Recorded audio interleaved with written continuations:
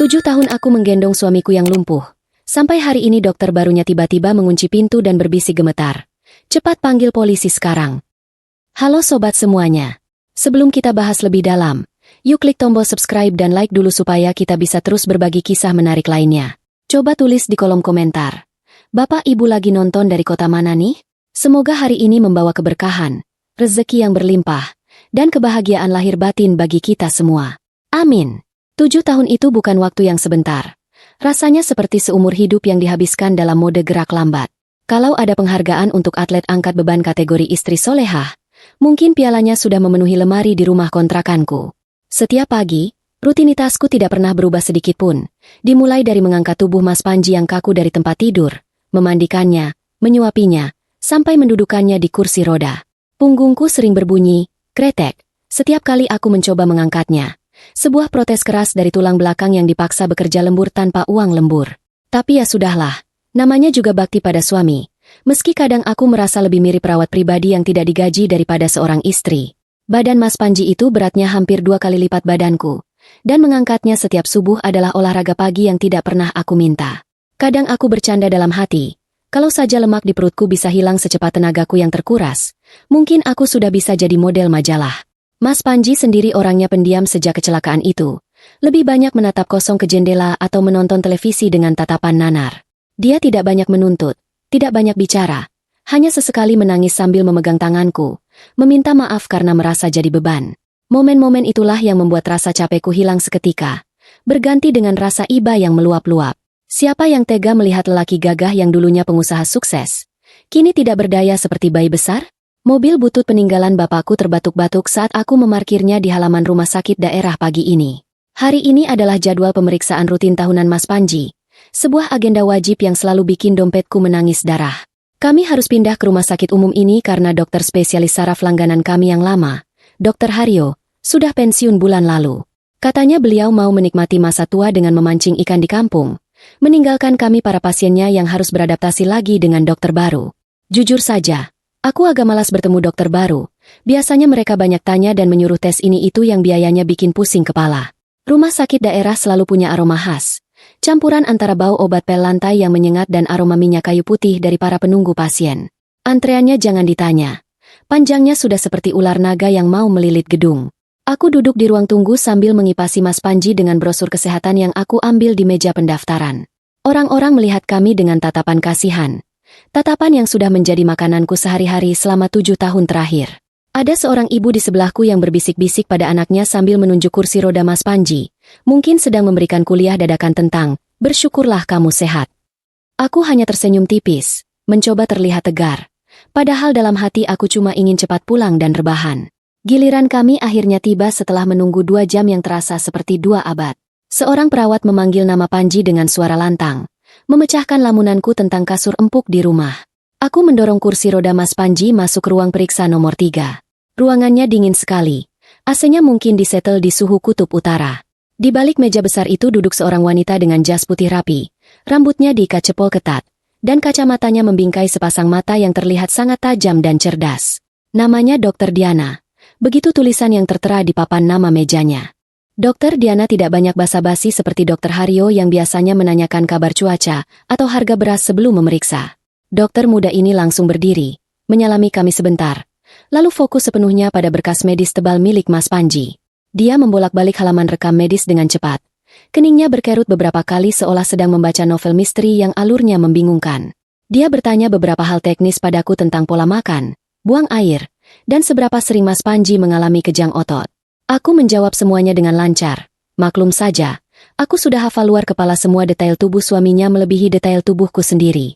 Pemeriksaan fisik pun dimulai, dan disinilah keanehan itu mulai terasa, setidaknya bagi Dr. Diana. Dia meminta perawat membantu memindahkan Mas Panji ke ranjang periksa. Dr. Diana memeriksa kaki Mas Panji dengan sangat teliti, jauh lebih teliti dari dokter manapun yang pernah kami temui. Dia menekan betis, memutar pergelangan kaki, dan meraba paha Mas Panji dengan wajah serius. Tidak ada senyum ramah, hanya konsentrasi penuh. Lalu, dia merogoh saku jasnya dan mengeluarkan sebuah palu karet kecil, alat standar untuk mengecek refleks lutut. Dokter Diana mengetukkan palu itu ke lutut kanan Mas Panji. Tuh, kaki itu diam, tidak bergerak sedikit pun, persis seperti mayat. Itu hal yang wajar, kan? Mas Panji kan lumpuh total. Tapi Dokter Diana tidak terlihat puas. Dia mengetuk lagi. Kali ini di lutut kiri. Tuh, hening. Tidak ada gerakan. Mas Panji hanya menatap langit-langit ruangan dengan mulut sedikit terbuka. Ekspresi kosong andalannya. Namun, aku melihat sesuatu yang ganjil. Dokter Diana tidak melihat ke arah kaki yang diketuk. Matanya justru terpaku pada paha bagian atas Mas Panji. Wajah dokter itu tiba-tiba berubah pucat. Seolah baru saja melihat hantu lewat di siang bolong. Tangannya yang memegang palu karet terlihat sedikit gemetar sebelum dia buru-buru memasukkannya kembali ke saku. Suasana di ruangan itu tiba-tiba berubah drastis, menjadi tegang dan mencekam tanpa alasan yang jelas. Dokter Diana mundur selangkah menjauhi ranjang periksa. Dia menarik napas panjang, mencoba menormalkan ekspresinya yang tadi sempat terlihat panik. Dia menoleh ke arah perawat pria yang berdiri di sudut ruangan. Mas Budi, panggilnya dengan suara yang terdengar agak dipaksakan tenang. Tolong bawa Pak Panji ke ruang laboratorium sekarang juga. Saya butuh sampel darah lengkap dan röntgen ulang. Cepat ya, antrean lab sedang sepi kalau jam segini.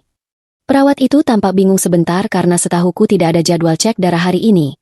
Tapi dia menurut saja perintah atasannya. Aku sudah bersiap mau ikut mendorong kursi roda. Tapi Dokter Diana mengangkat tangannya menahanku. Ibu Naila tunggu di sini sebentar ya. Katanya cepat. Ada beberapa administrasi data pasien lama yang harus kita perbarui. Mumpung bapaknya sedang diperiksa. Biar perawat saja yang mengantar. Aku menurut. Berpikir mungkin ada masalah dengan BPJS atau data asuransi yang memang sering bikin ribet. Aku duduk kembali di kursi depan meja dokter sambil melihat punggung Mas Panji yang didorong keluar ruangan. Pintu tertutup dan suara kursi roda Mas Panji menjauh di lorong rumah sakit. Begitu suara roda itu hilang, Dokter Diana melakukan hal yang sangat aneh. Dia berjalan setengah berlari menuju pintu, lalu memutar kunci dengan gerakan cepat. Klik. Suara kunci pintu itu terdengar sangat keras di ruangan yang sunyi. Jantungku langsung berdegup kencang. Kenapa pintunya harus dikunci? Apa aku punya penyakit menular? Atau jangan-jangan Mas Panji sakit parah dan umurnya tidak lama lagi? Pikiran buruk mulai menari-nari di kepalaku. Aku memegang tas tanganku erat-erat, siap mendengar kabar terburuk. Dokter Diana berbalik menghadapku. Dan saat itulah aku melihat ketakutan murni di matanya. Wajahnya bukan lagi wajah dokter yang tegas dan berwibawa, melainkan wajah seseorang yang sedang terancam bahaya. Dia berjalan mendekatiku, mengabaikan meja kerjanya, dan langsung duduk di kursi sebelahku. Sangat dekat sampai aku bisa mencium aroma sabun cuci tangannya. Dia mencengkeram lengan atasku dengan kuat. Tangannya dingin dan gemetar hebat. Aku mau membuka mulut untuk bertanya ada apa. Tapi dia menempelkan jari telunjuknya di bibir, menyuruhku diam. Dia menatap lurus ke mataku. Napasnya memburu. Lalu, dengan suara berbisik yang nyaris tak terdengar tapi sangat jelas menusuk telinga, dia berkata kalimat yang meruntuhkan duniaku. Ibu Naila, dengarkan saya baik-baik. Jangan teriak, jangan panik, dan tolong jangan lihat ke arah pintu. Cepat ambil ponsel ibu pelan-pelan. Panggil polisi sekarang juga. Suami ibu, dia tidak lumpuh. Dia sangat berbahaya. Suara bisikan Dokter Diana tadi seperti petir yang menyambar di siang bolong, membuat isi kepalaku berantakan seketika. Polisi? Berbahaya? Kata-kata itu berputar-putar di otakku, bertabrakan dengan memori 7 tahun terakhir yang sudah aku bangun dengan susah payah. Rasanya tidak masuk akal. Mana mungkin suamiku yang bahkan tidak bisa mengusir nyamuk di pipinya sendiri dianggap berbahaya? Pikiranku melayang mundur, terseret arus waktu ke masa lalu, ke titik di mana semua mimpi buruk indah ini bermula. Malam itu hujan turun deras sekali, seolah langit sedang menumpahkan seluruh kesedihannya ke bumi. 7 tahun lalu, telepon rumah berdering tengah malam, membawa kabar yang meruntuhkan duniaku dalam hitungan detik. Mobil yang dikendarai Mas Panji dan rekan bisnisnya, Pak Handoko, terperosok ke dalam jurang di jalur pegunungan yang licin. Pak Handoko meninggal di tempat, sementara Mas Panji selamat. Sebuah keajaiban yang saat itu aku syukuri setengah mati. Tapi keajaiban itu datang dengan harga mahal. Dokter bilang tulang belakang Mas Panji hancur, sarafnya putus, dan dia tidak akan pernah bisa berjalan lagi. Saat itu, aku menangis memeluk kakinya yang kaku, berjanji pada Tuhan dan diriku sendiri bahwa aku akan menjadi kakinya seumur hidup. Hari-hari pertamaku sebagai perawat dadakan adalah neraka dunia yang dibungkus dengan label pengabdian istri. Mengurus bayi besar seberat 80 kg itu ternyata jauh lebih berat daripada ikut lomba tarik tambang tingkat kelurahan. Bayangkan saja, setiap kali mau mandi, aku harus memborong semua sisa tenagaku untuk mengangkatnya dari kasur ke kursi roda, lalu dari kursi roda ke kloset. Awalnya, pinggangku rasanya mau patah setiap hari, koyo cabe sudah jadi aksesoris wajib yang menempel di punggungku. Tapi lama-kelamaan, otot lenganku jadi kencang sendiri tanpa perlu bayar mahal ke pusat kebugaran. Kalau ada preman pasar yang macam-macam, mungkin aku bisa piting lehernya cuma pakai satu tangan. Harta benda kami perlahan-lahan menguap seperti embun terkena matahari pagi. Mas Panji dulu pengusaha sukses, kami punya segalanya. Tapi biaya pengobatan dan terapi yang tidak ada habisnya memaksa kami turun kasta. Mobil dijual, perhiasan warisan ibuku masuk pegadaian dan tidak pernah ditebus lagi. Bahkan rumah mewah kami harus diganti dengan kontrakan petak yang atapnya bocor kalau hujan deras. Dari yang tadinya, ibu bos, yang tinggal tunjuk jari, aku berubah jadi tukang jahit keliling dan penerima pesanan kue. Tidak ada lagi liburan keluar kota. Hiburan kami cuma mendengarkan radio tua atau menonton siaran ulang sinetron di televisi tabung yang warnanya kadang jadi ungu semua. Mas Panji sendiri adalah aktor drama paling berbakat yang pernah aku kenal. Setidaknya itulah yang aku pikirkan sekarang setelah mendengar ucapan dokter tadi. Dulu, aku melihatnya sebagai sosok malaikat yang terluka. Dia tidak pernah marah-marah atau melempar barang seperti cerita suami stroke tetangga sebelah. Justru sebaliknya, dia memainkan peran suami tahu diri dengan sangat sempurna.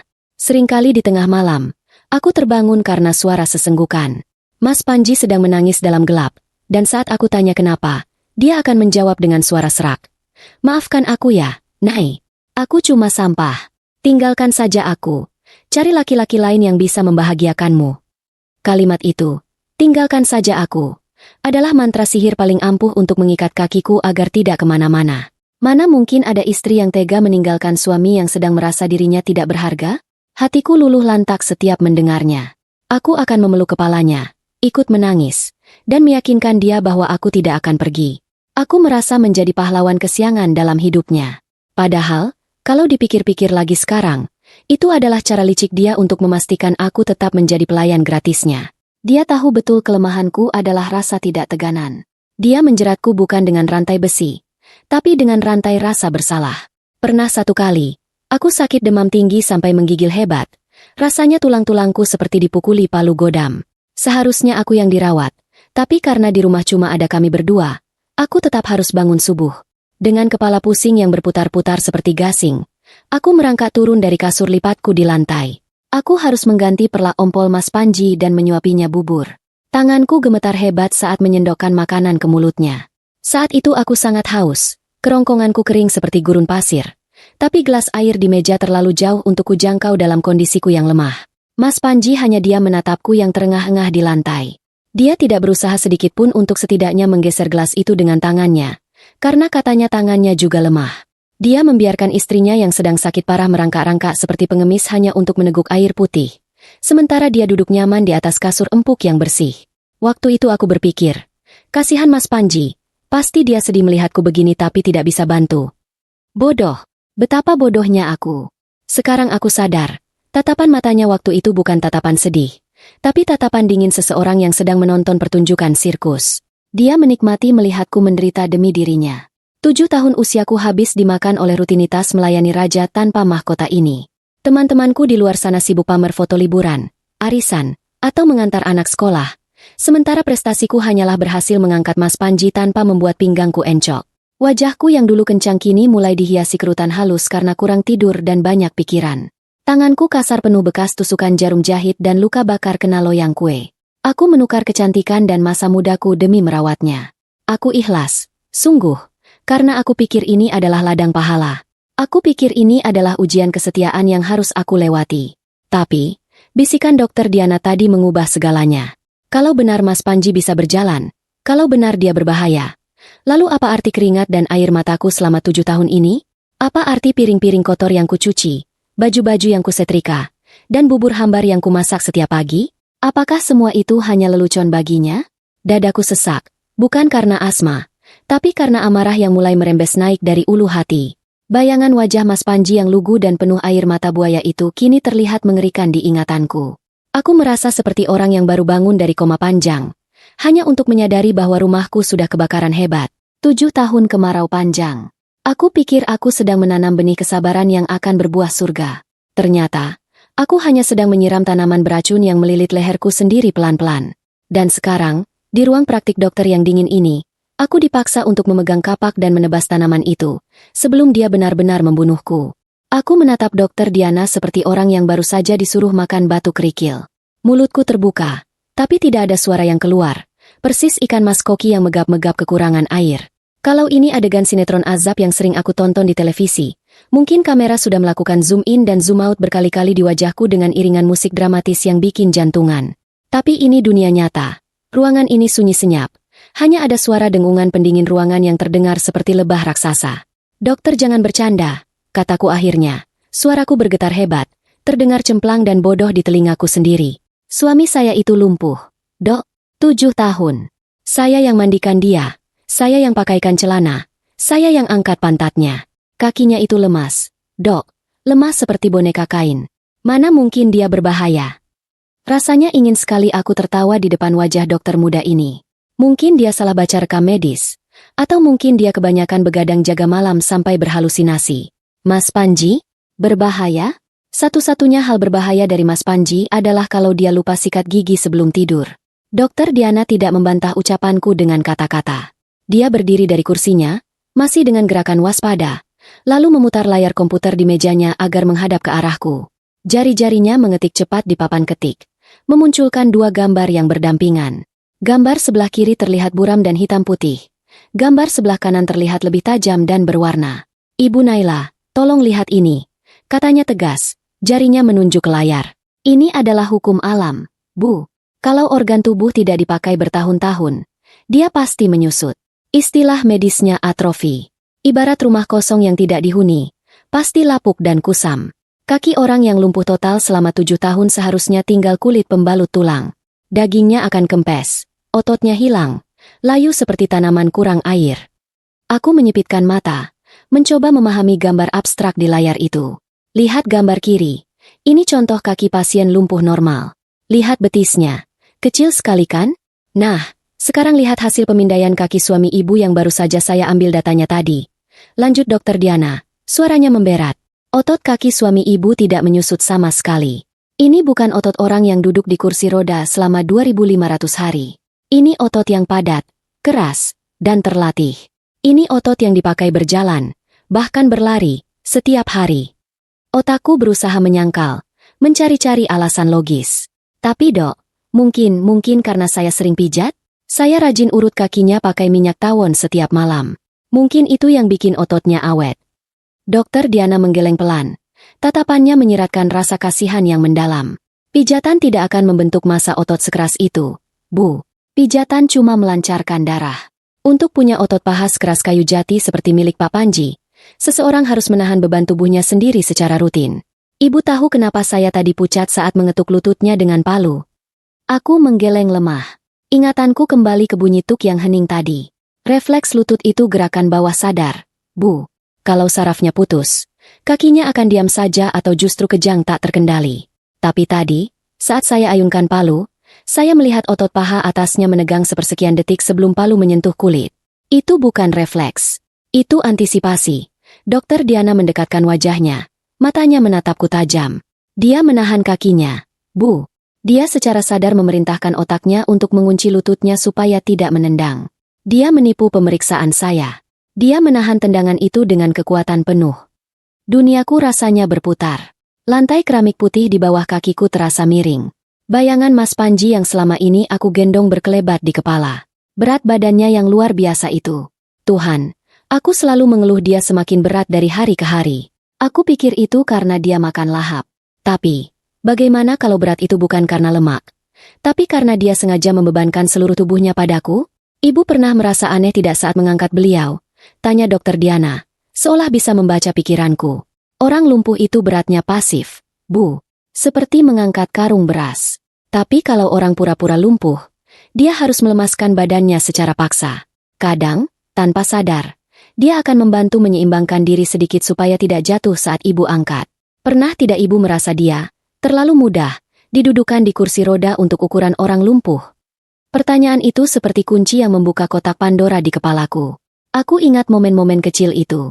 Saat aku hampir terpeleset di kamar mandi karena licin, tubuh Mas Panji yang aku papah tiba-tiba terasa kokoh, seolah dia yang menahanku agar tidak jatuh, bukan sebaliknya. Waktu itu aku pikir itu cuma kebetulan atau karena adrenalin. Lalu saat aku lupa mengunci rem kursi roda di jalan menurun, Kursi itu berhenti sendiri sebelum menabrak tembok. Aku pikir rodanya macet. Ternyata dia mengeremnya dengan kakinya sendiri saat aku tidak melihat. Dia aktor yang hebat, Bu. Sangat hebat sampai bisa menipu istrinya sendiri selama 7 tahun. Bisik dokter Diana lagi, membuyarkan lamunanku. Tapi tubuh manusia tidak bisa bohong pada ilmu medis. Kakinya adalah kaki seorang pelari, bukan kaki orang cacat. Dia sehat walafiat, Bu. 100%. Air mataku menetes tanpa permisi. Bukan air mata sedih, tapi air mata ngeri. Rasanya seperti baru sadar kalau selama ini aku tidur memeluk ular sanca yang menyamar jadi guling. Aku merawatnya, menyuapinya, bahkan membersihkan kotorannya. Dan dia cuma diam, menontonku menderita, menikmati setiap tetes keringatku sambil menahan tawa dalam hati. Kenapa? Suaraku pecah, serak dan parau. Kenapa dia melakukan ini, Dok? Kalau dia sehat, kenapa dia mau hidup di kursi roda? Kenapa dia mau diperlakukan seperti bayi? Dokter Diana menghela napas panjang. Wajahnya terlihat tegang. Saya tidak tahu motifnya apa, Bu. Tapi insting saya mengatakan ini bukan sekadar kemalasan. Ada sesuatu yang dia sembunyikan. Sesuatu yang sangat besar sampai-sampai dia rela membuang 7 tahun hidupnya untuk berpura-pura. Orang yang mampu bersandiwara sengeri ini, pasti punya rencana jahat yang matang. Tiba-tiba, gagang pintu ruangan dokter bergerak-gerak. Seseorang mencoba membukanya dari luar. Klek, klek. Jantungku melompat ke tenggorokan. Dok, pintunya macet ya?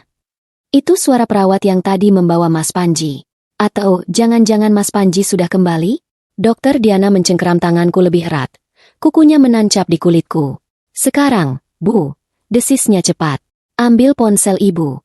Telepon polisi. Bilang ada situasi darurat di rumah sakit umum ruang Poli Saraf. Jangan keluar dari ruangan ini sampai polisi datang. Saya akan menahan pintu. Dengan tangan gemetar hebat. Saking gemetarnya sampai ponselku hampir jatuh 2 kali. Aku merogoh tas.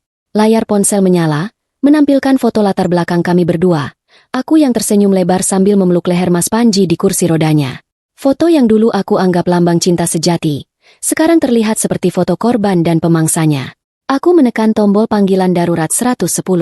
Nada sambung berbunyi. Ut. Di luar pintu, suara gedoran mulai terdengar pelan tapi menuntut. Dokter Diana? Ini saya, Budi. Pak Panji sudah selesai ambil darah. Tapi dia memaksa mau masuk sekarang. Dia mulai marah-marah. Dok. Mataku membelalak menatap Dokter Diana. Marah-marah? Mas Panji tidak pernah marah. Mas Panji yang aku kenal adalah pria paling sabar sedunia. Topengnya mulai retak. Halo, polisi? Ucapku lirih begitu panggilan tersambung. Air mata mengalir deras di pipiku. Tolong saya, Pak. Suami saya ternyata bukan suami saya. Kalimatku kacau. Tapi itulah satu-satunya hal yang masuk akal saat ini. Pria di luar pintu sana bukan suamiku. Dia adalah orang asing yang menumpang di tubuh suamiku selama 7 tahun. Dan sekarang, dia ingin masuk. Gagang pintu ruangan itu masih bergerak-gerak kasar. Naik turun seperti sedang dipaksa masuk oleh penagih utang yang kehabisan kesabaran. Setiap bunyi klek-klek dari logam yang beradu itu membuat jantungku serasa mau copot dan menggelinding di lantai. Di luar sana, lelaki yang selama 7 tahun ini aku suapi bubur, aku bersihkan kotorannya, dan aku ajak bicara seperti bayi besar, sedang berusaha mendobrak masuk. Bedanya, kali ini aku tahu dia bukan bayi. Dia adalah monster yang menyamar jadi bayi, dan topeng bayinya baru saja retak. Polisi datang tidak seperti di film-film aksi yang sering ditonton tetangga sebelah. Tidak ada sirene meraung-raung atau pintu yang didobrak sambil teriak, angkat tangan. Mereka datang sunyi sekali, menyusup lewat pintu samping klinik yang biasanya dipakai jalur sampah medis. Tiba-tiba saja, ponsel Dokter Diana bergetar di atas meja. Dia membaca pesan singkat itu, lalu menghela napas panjang, bahunya yang tegang sedikit turun. Mereka sudah mengamankan koridor, Bu, bisiknya padaku. Ada 5 petugas berpakaian preman di luar. Suami ibu, atau siapapun dia, sudah dijauhkan dari pintu ini. Rasanya aneh sekali. Semenit yang lalu aku merasa seperti tikus yang terpojok. Sekarang aku merasa hampa. Dokter Diana membantuku berdiri dan menuntunku duduk di sofa pojok ruangan. Memberiku segelas air mineral gelas. Tanganku masih gemetar hebat sampai air itu tumpah sedikit membasahi rok gamisku. Minum dulu, Bu. Tarik napas. Ibu aman di sini. Katanya lembut. Tapi kata, aman, itu rasanya jauh sekali. Tubuhku mungkin aman, Tapi isi kepalaku rasanya seperti baru saja dilewati angin puting beliung. Saat itulah, ketika adrenalin perlahan surut, kenyataan pahit itu mulai merayap naik dan mencekik leherku. Aku menatap pantulan wajahku di cermin wastafel ruangan dokter. Wajah itu terlihat bodoh. Sangat bodoh. Selama 7 tahun, aku mengira diriku adalah istri paling setia, calon penghuni surga jalur VIP karena kesabaran merawat suami. Ternyata, aku hanyalah boneka. Ya, boneka mainan. Tahu kan boneka yang bisa diganti-ganti bajunya, ditekuk tangannya, dan didudukan sesuka hati pemiliknya? Itulah aku. Mas Panji adalah anak nakal yang memainkanku, dan dia bosan setengah mati tapi tetap memainkanku karena itu menyenangkan baginya. Memoriku berputar mundur lagi.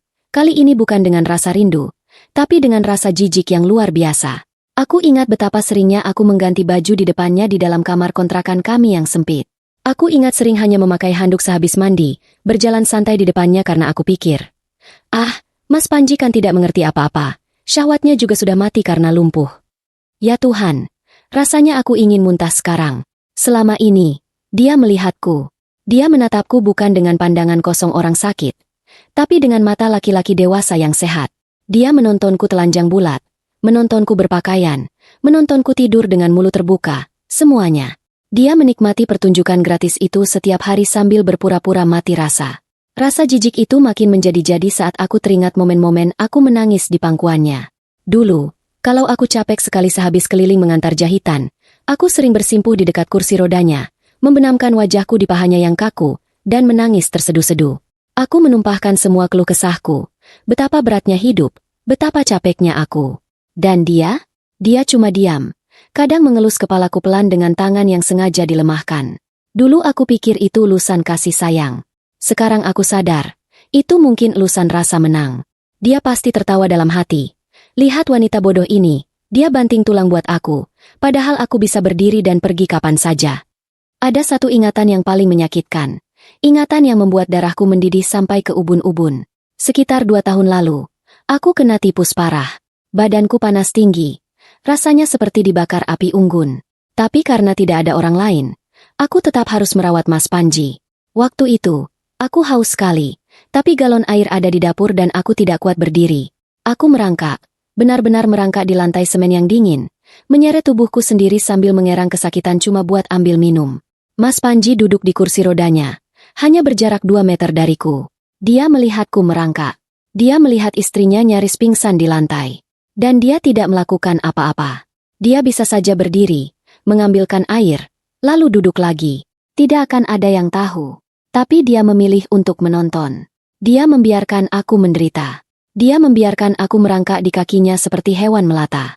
Kekejaman macam apa itu? Setan saja mungkin minder melihat kelakuan suamiku. Itu bukan cuma sandiwara. Itu penyiksaan psikologis. Dia menikmati rasa berkuasa melihat orang lain hancur demi dirinya.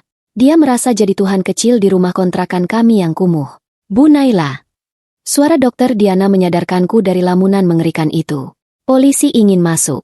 Mereka mau bicara dengan ibu. Bapak Panji sudah dibawa ke ruang keamanan di lantai bawah, karena tadi sempat mengamuk dan mencoba memukul perawat. Aku mengangguk pelan. Rasanya leherku kaku sekali. Pintu ruangan terbuka, dan seorang pria tegap berseragam polisi masuk diikuti 2 orang berpakaian preman. Wajah mereka serius. Tidak ada senyum ramah tamah ala polisi di spanduk pinggir jalan. Selamat siang, Bu Naila. Saya Komisaris Polisi Darmawan, kata pria berseragam itu. Suaranya berat dan berwibawa. Kami perlu ibu ikut kami ke kantor sebentar untuk memberikan keterangan. Tapi sebelum itu, ada hal penting yang harus ibu tahu tentang suami ibu, atau lebih tepatnya, pria yang mengaku sebagai Panji ini. Aku menatap polisi itu bingung. Mengaku sebagai Panji? Maksud bapak apa? Dia memang Panji, suami saya. Buku nikah kami asli, Pak. Komisaris Darmawan saling pandang dengan Dokter Diana. Lalu dia mengeluarkan sebuah map merah dari tas kerjanya. Identitasnya memang Panji, Bu. Tapi riwayat hidupnya yang dia ceritakan pada ibu selama ini, itu yang palsu. Kecelakaan 7 tahun lalu itu bukan kecelakaan biasa. Duniaku yang tadi sudah retak, kini hancur berkeping-keping menjadi debu. Ternyata, kejutan hari ini belum selesai. Mas Panji bukan hanya penipu yang pura-pura lumpuh. Ada monster yang lebih besar lagi yang bersembunyi di balik selimut lusuh suami lumpuhku itu. Dan hari ini, monster itu akhirnya keluar dari sarangnya. Map merah di atas meja dokter itu terlihat tidak berbahaya. Sekilas mirip buku rapot anak sekolah dasar yang isinya nilai matematika merah semua. Tapi saat Komisaris Darmawan membukanya, rasanya seperti ada tangan tak terlihat yang menampar wajahku bolak-balik. Di dalamnya bukan nilai ulangan, tapi lembaran-lembaran foto hitam putih yang buram, potongan koran lama yang kertasnya sudah menguning, dan laporan polisi yang diketik dengan mesin tik zaman dulu. Bau kertas tua menyeruak, bercampur dengan bau ketakutan yang mulai merembes dari pori-pori kulitku. "Ibu Naila," kata Pak Darmawan. Suaranya tenang tapi setiap katanya berbobot tontonan. "Selama ini ibu tahunya suami ibu adalah korban kecelakaan tunggal karena remblong, betul? Itu adalah cerita yang dikarang Panji dan berhasil menipu kami semua selama 7 tahun. Tapi bulan lalu, kami menangkap montir bengkel ilegal di luar kota yang sedang mabuk. Dia mengoceh tentang pekerjaan besar 7 tahun lalu, memotong kabel rem mobil mewah demi bayaran besar. Dari situ, kami membuka kembali kasus ini. Fakta itu menghantamku telak di ulu hati. Remblong itu bukan takdir Tuhan, tapi pesanan setan. Aku ingat betul hari pemakaman Pak Handoko, rekan bisnis Mas Panji yang meninggal di kecelakaan itu. Aku ingat Mas Panji menangis histeris di kursi rodanya, memeluk nisan sahabatnya sambil meraung-raung minta maaf karena dia yang selamat. Semua orang yang melayat ikut menangis, memuji betapa lembutnya hati Mas Panji. Ternyata, itu bukan tangisan sedih. Itu mungkin tangisan lega, atau malah tangisan aktor yang sedang mendalami peran demi piala citra. Dia membunuh sahabatnya sendiri. Sahabat yang sering main ke rumah, yang sering membawakan martabak untuk kami. Motifnya klise sekali, setua peradaban manusia, uang haram. Pak Darmawan menjelaskan bahwa ada asuransi jiwa atas nama Pak Handoko dengan nilai yang nolnya berderet-deret sampai aku pusing menghitungnya. Belum lagi aset perusahaan yang digelapkan. Jadi, selama aku sibuk menawar harga kangkung di pasar sampai urat leher tegang demi menghemat uang belanja 500 perak, suamiku sebenarnya duduk di atas tumpukan harta karun. Dia membiarkan istrinya jadi buruh jahit, membiarkan istrinya dihina tetangga karena miskin, padahal dia punya miliaran rupiah yang disembunyikan entah di mana. Kejam. Kata itu rasanya terlalu halus untuk mendeskripsikan kelakuannya. Tapi bagian paling gilanya, bagian yang membuat Dokter Diana sampai menutup mulutnya karena kaget, adalah soal kakinya. Pak Darmawan menunjuk sebuah foto röntgen lama di dalam map itu. Dia memang patah tulang, Bu. Tapi bukan karena kecelakaan itu sendiri. Jelas Pak Darmawan, jarinya menelusuri garis patahan di foto tulang. Tim forensik kami menduga, dia mematahkan kakinya sendiri beberapa saat sebelum atau sesudah mobil itu masuk jurang. Dia menghantamkan benda tumpul ke kakinya sendiri dengan sengaja. Tujuannya, agar cederanya terlihat meyakinkan. Agar dia punya alasan untuk lumpuh. Dia butuh alibi yang sempurna untuk menghindari penjara. Siapa yang tega memenjarakan orang lumpuh yang baru saja lolos dari maut? Gila. Benar-benar gila. Orang normal kalau kena pisau cukur sedikit saja sudah teriak-teriak minta plester. Mas Panji dengan sadar menghancurkan kakinya sendiri demi skenario jahatnya. Itu level dedikasi yang mengerikan. Pantas saja dia betah duduk di kursi roda selama 7 tahun. Kursi roda itu bukan alat bantu baginya. Itu adalah benteng persembunyian. Selama dia duduk di situ, polisi tidak akan curiga. Selama dia terlihat lemah tak berdaya, tidak ada yang akan menuduhnya sebagai otak pembunuhan. Dia bersembunyi di tempat terang, di depan mata semua orang, dengan topeng, pria cacat yang malang. Dan aku? Di mana posisiku dalam rencana agungnya ini? Pak Darmawan menatapku dengan sorot mata iba, tatapan yang paling aku benci saat ini. Ibu adalah bagian terpenting dari penyamarannya, Bu Naila, katanya pelan. Penjahat yang hidup sendirian akan dicurigai. Penjahat yang hidup foya-foya akan ditangkap. Tapi penjahat yang dirawat oleh istri yang solehah, yang setia, yang rela menderita itu adalah kedok yang nyaris mustahil ditembus. Ibu adalah tameng hidupnya. Kesetiaan ibu membuat orang-orang, termasuk kami polisi, merasa sungkan untuk mengusik dia. Ibu yang membuat dia terlihat seperti orang suci yang sedang diuji. Rasanya ingin aku muntah saat itu juga. Perutku mual, bukan karena masuk angin, tapi karena kenyataan bahwa cinta dan pengorbananku selama ini hanyalah alat. Aku bukan istri baginya. Aku cuma properti panggung, sama seperti kursi roda dan selimut baunya itu. Dia membutuhkanku bukan karena cinta, tapi agar tetangga dan polisi melihat betapa kasihannya dia. Setiap kali aku menyuapinya di teras dan tetangga lewat menyapa dengan ramah, saat itulah penyamarannya makin sempurna. Aku dipakai untuk menipu dunia tanpa aku sadari. Dulu aku sering berdoa pada Tuhan. Ya Allah, berikanlah kesembuhan untuk suamiku, angkatlah penyakitnya. Ternyata Tuhan punya cara humor yang gelap untuk mengabulkan doa. Suamiku memang tidak sakit. Dia tidak pernah sakit. Yang sakit adalah jiwanya. Hatinya yang hitam pekat. Kami butuh bantuan ibu, kata Pak Darmawan membuyarkan lamunanku yang penuh amarah. Kami tahu dia menyembunyikan uang dan dokumen palsu untuk kabur jika suatu saat kedoknya terbongkar.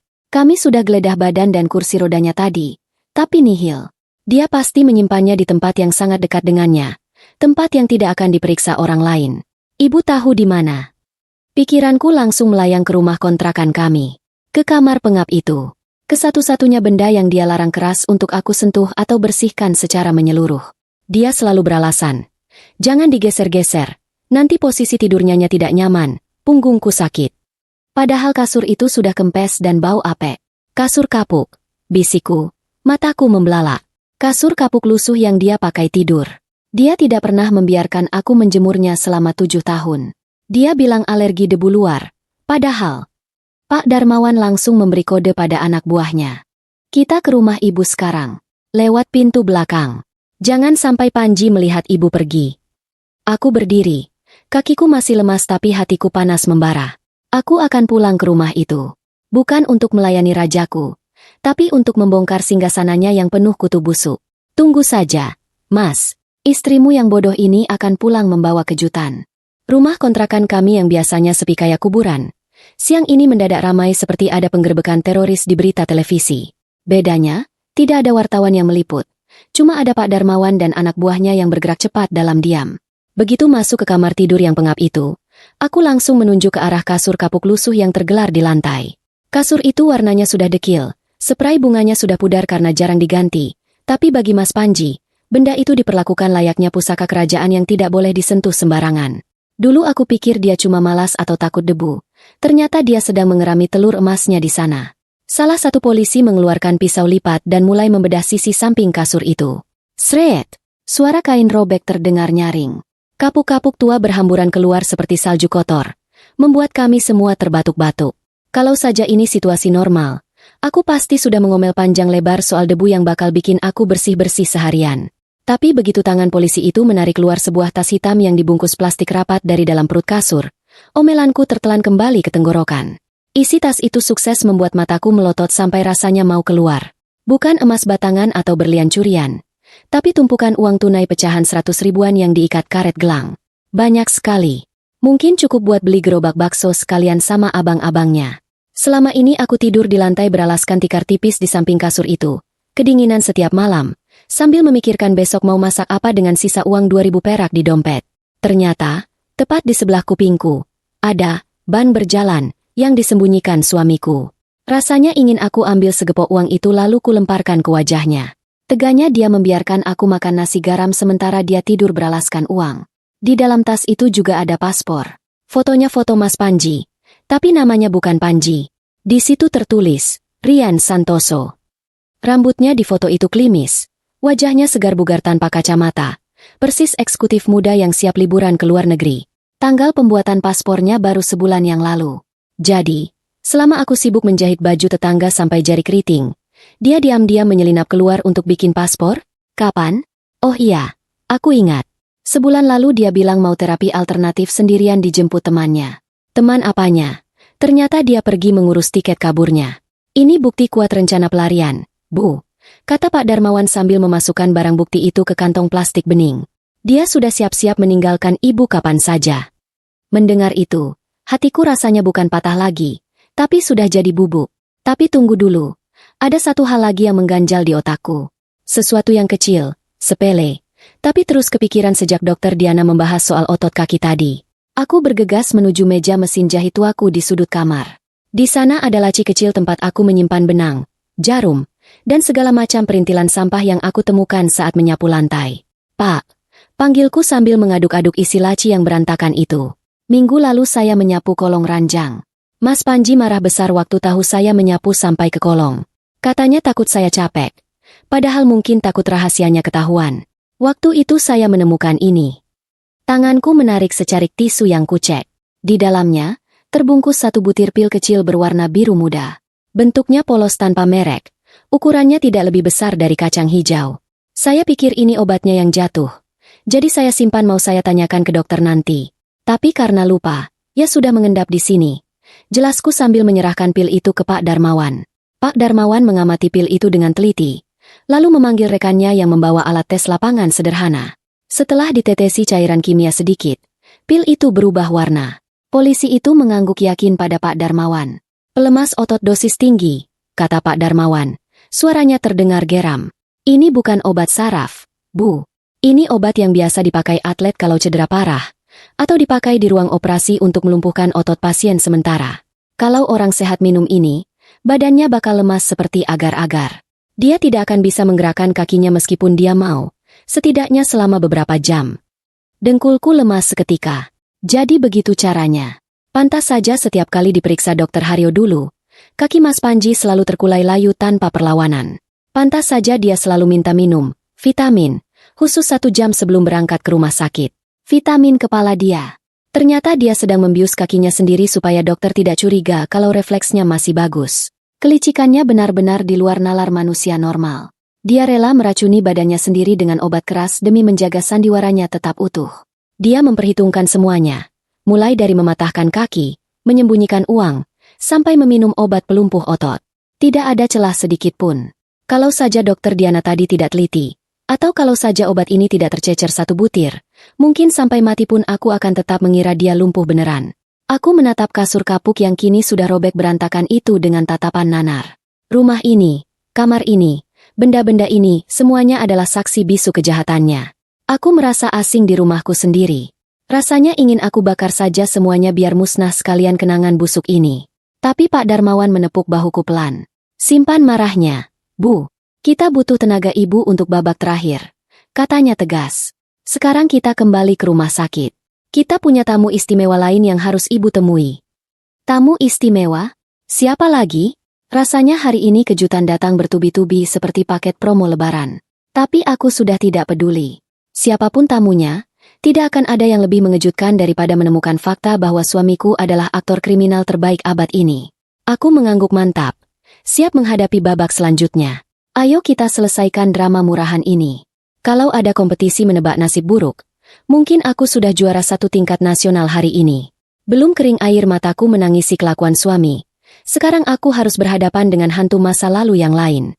Kami kembali ke ruang keamanan rumah sakit, tempat di mana Pak Darmawan bilang ada tamu istimewa yang menunggu. Di sana, duduk di kursi lipat besi dengan anggunnya, ada seorang wanita muda. Cantik, wangi, kulitnya putih mulus seperti tidak pernah kena debu jalanan, dan pakaiannya aduh, harga bajunya mungkin bisa buat bayar kontrakan aku setahun. Aku kenal wanita ini. Sangat kenal. Dia adalah sosok yang selama 2 tahun terakhir sering muncul di kehidupan kami bak malaikat penolong. Namanya Mbak Dinda. Dia mengaku dari yayasan sosial yang peduli pada penyandang cacat. Setiap bulan, dia datang membawa amplop berisi uang santunan dan sembako mahal. Ciri khasnya selalu membawa payung hitam besar, meskipun hari sedang terik menyengat. Tapi jujur saja, setiap kali dia datang ke rumah kontrakan, hatiku panas. Bukan panas karena cuaca, tapi panas karena cemburu.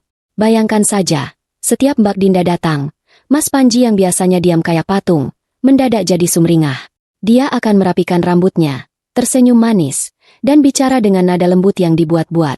Aku sering memergoki Mas Panji menatap Mbak Dinda dengan tatapan memuja. Dalam hati kecilku yang penuh prasangka, aku curiga. Jangan-jangan ini selingkuhan Mas Panji? Jangan-jangan paspor palsu itu dibuat untuk kabur sama wanita kinclong ini? Melihat aku masuk, Mbak Dinda berdiri. Aku langsung pasang kuda-kuda, siap melabrak. Mumpung ada polisi, sekalian saja aku bongkar aib perselingkuhan ini. Oh, jadi ini alasan Mas Panji mau kabur. Tembakku langsung tanpa basa-basi, suaraku tajam. Mbak Dinda ini pacar gelapnya, kan? Paspor itu buat liburan berdua sama Mbak, kan? Tega ya, Mbak. Saya banting tulang merawat dia. Mbak tinggal terima bersihnya saja. Ruangan itu hening seketika. Pak Darmawan terlihat kaget. Tapi Mbak Dinda tidak marah. Dia justru menatapku dengan mata berkaca-kaca. Tatapan yang penuh rasa sakit, bukan tatapan pelakor yang tertangkap basah. Dia berjalan mendekatiku. Aroma parfum mahalnya menyeruak. Kontras sekali dengan bau minyak tawon yang menempel di bajuku. Bu Naila. Suaranya bergetar. Saya bukan pacarnya. Mas Panji itu, dia pembunuh ayah saya. Mulutku yang tadinya mau menyemburkan omelan jilid dua langsung terkunci rapat. Hah? Pembunuh ayah? Pak Darmawan berdehem, menengahi situasi canggung itu. Bu Naila, perkenalkan nama asli beliau bukan Dinda dari yayasan. Beliau adalah Adinda Handoko, putri tunggal dari almarhum Pak Handoko, korban kecelakaan 7 tahun lalu. Lututku lemas lagi untuk kesekian kalinya hari ini. Rasanya aku butuh kursi roda Mas Panji sekarang saking seringnya lemas. Pak Handoko, rekan bisnis yang meninggal itu? Mbak Dinda, atau Adinda, mengambil tanganku dan menggenggamnya erat. Tangannya dingin. 7 tahun lalu, saya masih kuliah saat ayah saya meninggal. Polisi menutup kasusnya sebagai kecelakaan murni. Tapi saya tidak pernah percaya. Bu, ayah saya pengemudi yang sangat hati-hati. Dan mobil itu baru diservis. Saya tahu ada yang tidak beres. Apalagi setelah melihat Panji selamat tanpa lecet berarti selain kakinya yang patah. Dia menarik napas panjang, menahan emosi. Saya menyewa detektif swasta. Bertahun-tahun saya melacak kemana larinya uang perusahaan ayah. Jejaknya mengarah ke rekening-rekening bodong yang dikendalikan Panji dari balik layar. Tapi kami tidak punya bukti fisik. Panji terlalu licik. Dia bersembunyi di balik kelumpuhannya dan di balik ketulusan ibu merawatnya. Jadi, selama ini Mbak pura-pura jadi donatur? Tanyaku pelan, masih setengah tidak percaya. Adinda mengangguk. Itu satu-satunya cara supaya saya bisa mengawasi dia dari dekat tanpa dicurigai. Saya memberinya uang, santunan, supaya dia terlena, supaya dia merasa aman dan tidak kabur ke luar negeri.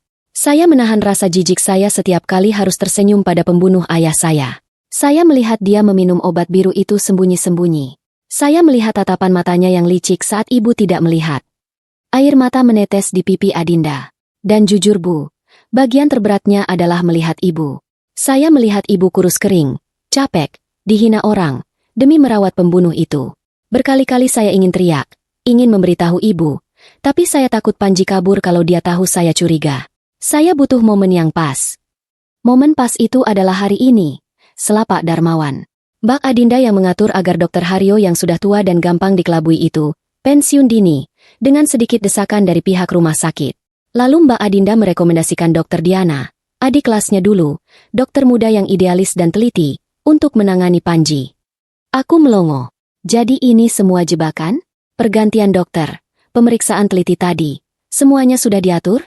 Aku merasa seperti pion catur yang baru sadar kalau sedang dimainkan di papan raksasa. Tapi kali ini, aku lega. Ternyata wanita berpayung hitam ini bukan musuh. Dia adalah korban, sama sepertiku. Bedanya, dia kehilangan ayahnya, sedangkan aku kehilangan akal sehatku selama 7 tahun. Maafkan saya, Mbak, Bu Adinda. Kataku malu, teringat tadi sempat menuduhnya pelakor. Saya pikir Mbak mau merebut Mas Panji. Adinda tersenyum tipis, senyum yang getir. Siapa yang mau merebut sampah, Bu? Saya cuma mau memastikan sampah itu dibuang pada tempatnya. Di penjara. Tiba-tiba, radio panggil di pinggang Pak Darmawan berbunyi krek-krek. Suara petugas di seberang sana terdengar panik dan terengah-engah. Lapor komandan. Target lepas. Ulangi. Target lepas. Dia melumpuhkan petugas jaga di pos 2. Wajah Pak Darmawan berubah merah padam. Apa? Bagaimana bisa? Dia kan di kursi roda. Negatif. Endan. Dia lari. Larinya kencang sekali seperti setan. Dia menuju pintu darurat timur. Aku dan Adinda saling pandang. Panji kabur. Topengnya sudah benar-benar lepas. Dia bukan lagi suami lumpuh yang butuh disuapi. Dia sekarang adalah buronan yang lari kencang dengan kaki sehatnya, meninggalkan kami para wanita yang sudah dia hancurkan hidupnya. Ayo, Bu. Teriak Adinda menarik tanganku. Kita lihat wajah aslinya. Kita lihat bagaimana dia berlari meninggalkan kebohongannya. Tanpa pikir panjang, aku berlari mengikuti mereka. Kali ini, aku tidak akan merangkak. Aku akan mengejarnya. Aku ingin melihat dengan mata kepalaku sendiri, seberapa gagah suamiku itu saat lari dari dosa-dosanya. Lorong rumah sakit yang biasanya tenang sore itu mendadak heboh. Suara teriakan perawat dan langkah kaki sepatu bot polisi yang berlarian membuat suasana mencekam. Aku, Mbak Adinda, dan Pak Darmawan berlari menuju ruang kontrol CCTV. Kami butuh mata di setiap sudut gedung ini sebelum si belut licin itu berhasil lolos ke jalan raya. Napasku ngos-ngosan, bukan karena capek fisik, tapi karena jantungku memompa amarah ke seluruh tubuh. Di ruang kontrol yang penuh layar monitor itu, Petugas keamanan sedang memutar ulang rekaman kejadian beberapa menit yang lalu. Ini, Endan. Lihat monitor 4. Kata petugas itu sambil menunjuk layar di pojok kanan atas. Di layar itu, terlihat lorong sepi di depan toilet pria lantai dasar. Di sana ada Mas Panji duduk di kursi rodanya, sendirian. Petugas polisi yang menjaganya terlihat sedang berjalan menjauh sebentar. Mungkin menerima telepon atau ke toilet. Momen lengah itu cuma berlangsung beberapa detik. Tapi bagi Mas Panji, itu sudah cukup. Apa yang kulihat selanjutnya membuat darahku mendidih sampai ke ubun-ubun. Di layar hitam putih itu, Mas Panji, suamiku yang manja, yang kalau minta makan harus disuapi, yang kalau mau geser pantat saja harus dibantu, tiba-tiba melihat kiri kanan dengan gerakan kepala yang cepat dan waspada. Tidak ada lagi tatapan kosong atau leher yang terkulai lemah. Begitu dia yakin situasi aman, dia meletakkan kedua tangannya di pegangan kursi roda. Lalu, dia berdiri. Dia tidak berdiri dengan susah payah atau gemetar seperti orang yang baru belajar jalan. Dia berdiri tegak, mantap, dan kokoh dalam satu gerakan mulus. Dia meregangkan punggungnya sebentar, seolah sedang melemaskan otot setelah duduk terlalu lama di bioskop. Postur tubuhnya tegap, dadanya membusung. Di mana punggung bungkuk yang selama ini aku pijat? Di mana kaki lemas yang selama ini aku minyaki? Semuanya hilang. Yang ada di layar itu adalah pria sehat, kuat, dan berbahaya. Dengan gerakan kilat, dia menendang kursi roda itu ke arah tembok sampai terguling. Brak! Aku bisa membayangkan suaranya meski rekaman ini bisu. Kursi roda itu, benda keramat yang menyita separuh hidupku untuk mendorongnya, kini tergeletak tak berdaya seperti sampah. Setelah itu, dia berlari. Ya Tuhan, dia berlari. Langkah kakinya panjang-panjang dan bertenaga. Dia melompati troli pembersih lantai yang menghalangi jalan dengan gesit. Persis atlet lari gawang. Tidak ada sedikit pun tanda-tanda kesakitan di wajahnya. Dia berlari kencang menuju pintu darurat, meninggalkan identitas, Panji si lumpuh, di belakangnya bersama kursi roda yang terbalik itu. Bajingan, desis Mbak Adinda di sebelahku. Matanya menyala-nyala menatap layar. Lihat itu, Bu. Lihat betapa sehatnya dia. 7 tahun dia menipu ibu mentah-mentah. Aku tidak bisa berkata-kata. Air mataku menetes lagi. Tapi kali ini bukan air mata sedih. Ini air mata kebencian yang murni. Rasanya sakit sekali melihat bukti visual ini. Selama ini aku mengira dia butuh aku. Aku mengira aku adalah kakinya. Ternyata, aku cuma kruk yang dia pakai saat dia mau. Dan dia buang saat dia bosan. Dia bisa lari lebih kencang dariku. Dia lebih kuat dariku. Target menuju area parkir belakang. Teriak petugas CCTV. Dia mencuri jaket petugas kebersihan yang digantung di lorong. Pak Darmawan langsung menyambar radio panggilnya. Semua unit, tutup akses keluar, blokir gerbang parkir. Dia menyamar pakai jaket kuning petugas kebersihan. Pak, kataku tiba-tiba. Suaraku dingin. Dermaga lama. Semua orang di ruangan itu menoleh ke arahku. Dermaga lama? Tanya Pak Darmawan. Iya, dulu sekali sebelum kecelakaan. Dia pernah bilang kalau dia punya teman penyelundup solar di dermaga lama. Dia bilang kalau suatu hari dia punya masalah besar dan harus hilang. Dia akan lewat sana karena tidak ada pemeriksaan paspor. Jelasku cepat. Ingatan itu muncul begitu saja. Potongan obrolan tengah malam yang dulu aku anggap cuma bualan orang kaya mabuk. Pak Darmawan mengangguk tegas. Masuk akal. Bandara dan pelabuhan resmi sudah kami blokir datanya. Jalur tikus adalah satu-satunya harapan dia. Saya ikut. Kataku tegas. Bu, itu berbahaya. Cegah Pak Darmawan. Saya harus ikut, Pak. Potongku. Menatap matanya tajam. Saya yang merawat dia selama 7 tahun. Saya yang memberinya makan. Saya yang memandikannya. Saya berhak melihat akhir dari sandiwara ini. Saya ingin dia melihat saya saat dia ditangkap. Saya ingin dia tahu bahwa bonekanya sudah punya nyawa sendiri. Pak Darmawan terdiam sejenak melihat tekad di mataku. Lalu dia mengangguk. Baik. Tapi ibu tetap di dalam mobil saya. Jangan keluar tanpa perintah. Kami bergegas keluar. Di kepalaku sekarang hanya ada satu tujuan.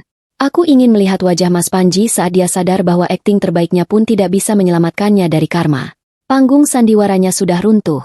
Mas, sekarang waktunya menghadapi penonton yang marah. Langit sore sudah berubah menjadi ungu pekat saat mobil polisi yang kami tumpangi melaju kencang membelah jalanan pelabuhan yang berdebu. Dermaga lama adalah tempat yang suram.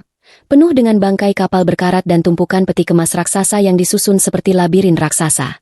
Bau amis laut bercampur aroma solar yang menyengat menusuk hidung begitu aku menurunkan kaca jendela sedikit. Disinilah panggung terakhir Mas Panji akan digelar. Dari kejauhan, lampu sorot polisi sudah menyapu area dermaga yang gelap. Dan di sana, di ujung dermaga beton yang menjorok ke laut, terlihat sosok laki-laki berlari terhuyung-huyung. Itu dia. Masih memakai jaket kuning curian yang kebesaran, Mas Panji berusaha mencapai sebuah kapal nelayan kecil yang mesinnya sudah menderu-deru menunggu penumpang gelapnya. Menyerah. Panji, kamu sudah terkepung. Suara Pak Darmawan menggema lewat pengeras suara mobil. Mas Panji berhenti. Dia melihat ke belakang, ke arah barisan mobil polisi yang memblokir jalan keluar. Lalu dia melihat ke depan, ke arah kapal yang jaraknya tinggal 50 meter lagi tapi terhalang air laut pasang.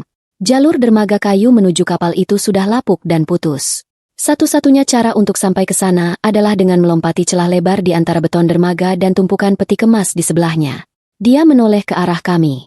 Jarak kami cukup dekat untuk melihat ekspresi wajahnya. Tidak ada lagi wajah polos suami lumpuh yang memelas. Wajahnya kini beringas, penuh keringat. Matanya liar seperti binatang buas yang terpojok. Saat matanya bertemu dengan mataku di dalam mobil, dia tidak menunduk malu. Dia justru meludah ke tanah dan meneriakkan sumpah serapah. Tangannya menunjuk-nunjuk ke arahku dengan penuh kebencian, seolah-olah akulah penjahat yang merusak hidupnya, bukan sebaliknya. Dasar istri bodoh. Gara-gara kamu semua rencanaku hancur. Teriakannya terdengar samar terbawa angin laut, tapi cukup jelas untuk merobek sisa-sisa hatiku. Tanpa mempedulikan peringatan polisi, dia mengambil ancang-ancang. Dia mundur beberapa langkah, lalu berlari sekencang-kencangnya menuju tepi dermaga. Dia berniat melompati celah lebar itu untuk mendarat di atas tumpukan peti kemas di seberang, jalan pintas menuju kapal. Langkah kakinya gagah. Otot-otot kaki yang selama ini dia sembunyikan di balik selimut bekerja maksimal, mendorong tubuhnya melesat ke depan. Aku menahan napas. 7 tahun aku merawat kaki itu, memijatnya, menjaganya agar tetap hangat, dan sekarang kaki itu dia pakai untuk lari meninggalkanku. Dia melompat, tubuhnya melayang di udara. Lompatan yang tinggi dan jauh, lompatan seorang yang sangat percaya diri dengan kekuatannya. Tapi, kepercayaan diri berlebihan seringkali jadi racun. Saat kakinya mendarat di tepi peti kemas besi di seberang, sesuatu terjadi. Besi itu basah dan licin kena cipratan ombak pasang. Sepatu bot curian yang dia pakai tidak punya cengkeraman yang bagus. Sret! Kaki kanannya terpeleset. Keseimbangannya hilang seketika.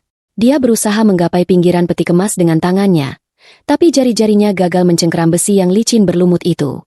Tubuhnya tergelincir jatuh ke dalam celah sempit antara dermaga beton dan dinding peti kemas. Arg! Teriakannya memecah keheningan malam, disusul suara benturan yang mengerikan. Krak! Itu bukan suara benda jatuh ke air. Itu suara tulang yang menghantam beton pemecah ombak di bawah sana dengan keras. Suara yang bikin ngilu sampai ke gigi. Setelah itu, hening. Kapal nelayan yang menunggunya langsung tancap gas menjauh, meninggalkan penumpangnya yang gagal. Pak Darmawan dan petugas lain segera berlarian ke tepi dermaga, menyalakan senter ke bawah celah. Aku ikut turun dari mobil. Kakiku gemetar tapi memaksakan diri mendekat. Aku harus lihat. Di bawah sana, sekitar 10 meter di dasar dermaga yang berbatu karang, tubuh Mas Panji tergeletak dalam posisi yang sangat tidak wajar. Punggungnya melengkung aneh di atas sebuah batu beton besar. Dia tidak bergerak. Wajahnya menghadap ke atas. Matanya melotot menatap langit malam. Mulutnya terbuka mengerang kesakitan tanpa suara. Tim medis, cepat bawa tandu dan penyangga leher. Teriak Pak Darmawan panik. Aku berdiri mematung di pinggir dermaga, menatap ke bawah. Angin laut menerbangkan jilbabku.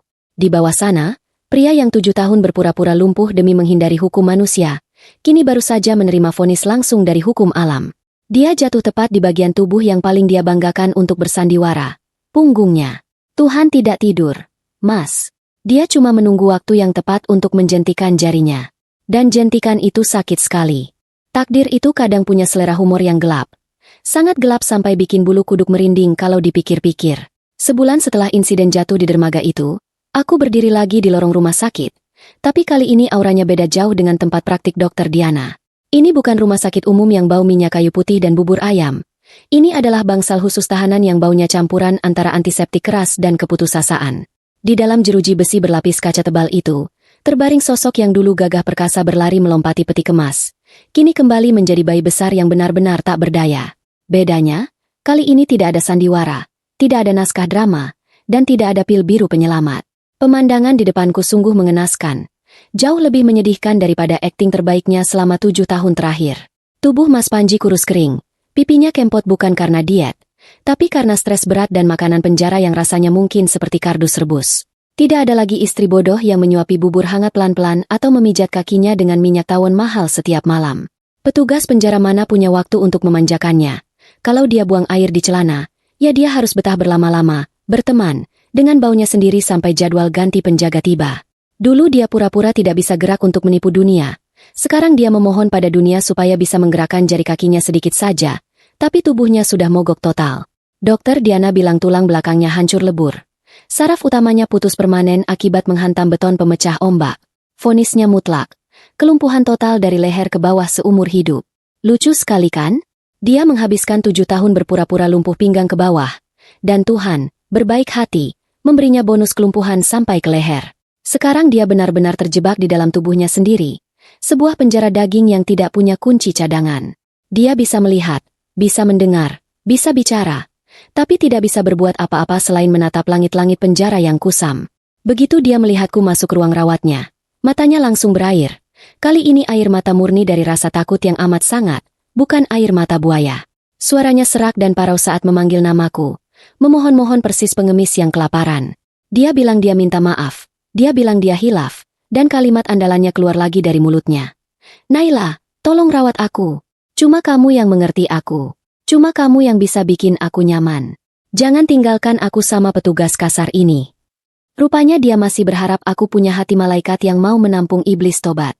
Dia lupa kalau malaikat pun bisa mengajukan pensiun dini kalau sayapnya dipatahkan terus-terusan. Aku berjalan mendekat ke sisi ranjangnya, menatap wajah yang dulu kucintai setengah mati itu dengan perasaan hampa, sedatar tembok di belakangnya. Tidak ada rasa benci yang meledak-ledak lagi. Yang tersisa cuma rasa kasihan melihat makhluk menyedihkan ini. Aku menunduk sedikit, mendekatkan wajahku ke telinganya, ingin membisikkan kalimat perpisahan yang sudah kusun rapi di kepala sejak malam penggerebekan itu. Kalimat penutup untuk buku cerita kami yang sudah tamat. Mas, dengerin aku baik-baik ya. Bisikku pelan tapi tajam. 7 tahun aku merawat kamu dengan tulus saat kamu sehat walafiat. Aku sudah kasih pelayanan bintang 5 buat tubuh kamu yang gagah itu. Jadi sekarang, saat kamu beneran sakit dan butuh bantuan, anggap saja kuota merawatku sudah habis. Saldonya 0.